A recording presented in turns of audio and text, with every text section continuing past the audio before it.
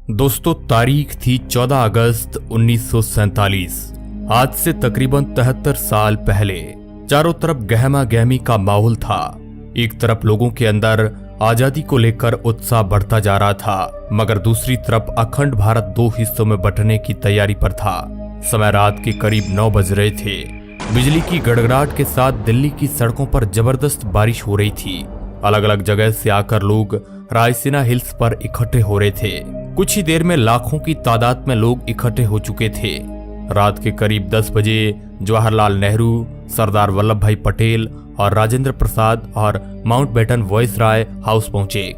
अब कुछ ही समय बचा था भारत को आजाद होने में। कुछ लोगों के चेहरे पर मायूसी थी तो कुछ लोगों में उत्साह। और यहाँ पर जवाहरलाल नेहरू अपनी स्पीच शुरू करते हैं। उनके भाषण की शुरुआत इन 2 लाइनों से शुरू होती है। At the stroke of the midnight hours when the world sleep, India will be awake to life and freedom. कुछ ही देर बाद वह घड़ी आ ही गई जब भारत ने आजादी की सांसें ली।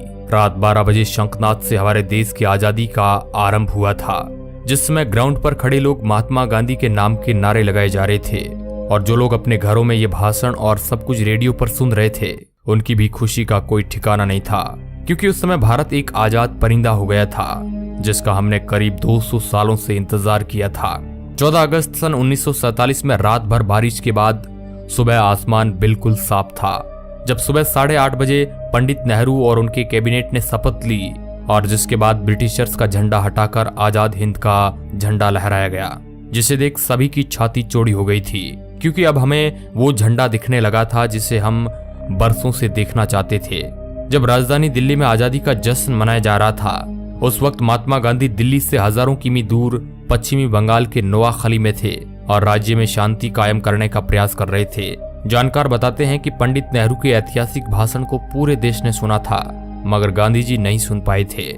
14 अगस्त 1947 की ऐसी रात जब लोग सोए तो गुलाम देश में थे, लेकिन अगली सुबह उनकी आजादी की सुबह थी। लेकिन जितनी खुशी हमें आजाद होने में थी, उतना ही गम अखंड भारत की टूट जाने में था, क्योंकि दोस्तों भारत ने अपना 3,46,737 किलोमीटर का एरिया पाकिस्तान के रूप में खो दिया। करोड़ों की संख्या में लोग भारत से अलग हो गए थे। जो लोग कुछ समय पहले ही भाई की तरह जिंदगी जी रहे थे, वे अब एक दूसरे की जान के दुश्मन बन चुके थे, क्योंकि 14 अगस्त के रात 12 बजे भारत और पाकिस्तान का विभाजन हो गया। भारत 2 हिस्सों में बंट गया, जिसमें एक हिस्सा पाकिस्तान और दूसरा हिस्सा हिंदुस्तान के नाम हो गया था, जिस वजह से कई सारे दंगे हुए। जो लोग खुद को पाकिस्तान में सुरक्षित महसूस समझते थे, वे वहां चले गए, और जो लोग भारत में सुरक्षित महसूस कर रहे थे, वे यहां पर आ गए। कहा जाता है कि करोड़ों लोग पलायन को मजबूर हो गए थे। इन दंगों में हजारों लोग मौत के घाट उतर गए थे।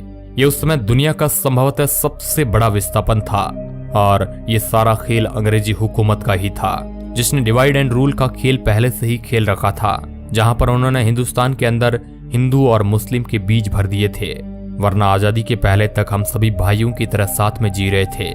वो तो अंग्रेज ही थे जिन्होंने हमें हमारी जाति के आधार पर हमारा व्यक्तित्व याद दिलाया, जिसके बाद हम आपस में ही लड़ने लगे। और दोस्तों, हिंदुस्तान और पाकिस्तान के विभाजन की सबसे बड़ी वजह ये भी थी कि मोहम्मद अली जिन्ना देश के पहले प्रधानमंत्री बनना चाहते थे, लेकिन पंडित जवाहरलाल नेहरू को प्रधानमंत्री बनाने का वादा महात्मा गांधी पहले ही कर चुके थे, जिस वजह से मोहम्मद अली जिन्ना ने अपना अलग देश मांगा, और इसी वजह से यह सारा फसाद शुरू हुआ, जो 15 अगस्त सन 1947 में खत्म हुआ। दोस्तों, हम आपको बता दें कि भारत को आजाद करने की बात बहुत पहले से ही चल रही थी, और इसी वजह से ब्रिटिशर्स ने माउंटबेटन को भारत का आखिरी वॉइसराय बनाया था, ताकि इसके बाद भारत को आजाद देश घोषित कर दिया जाए।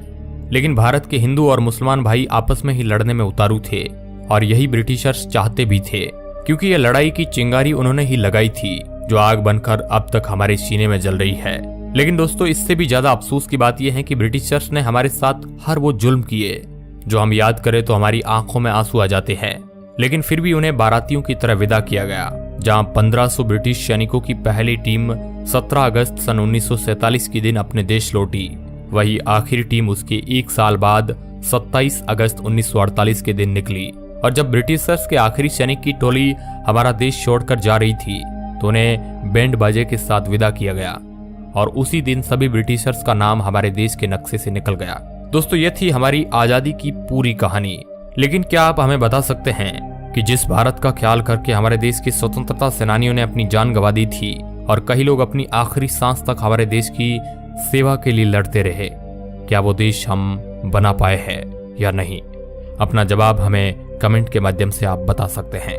इस वीडियो रिपोर्ट के अंत तक बने रहने के लिए आपका बहुत बहुत धन्यवाद।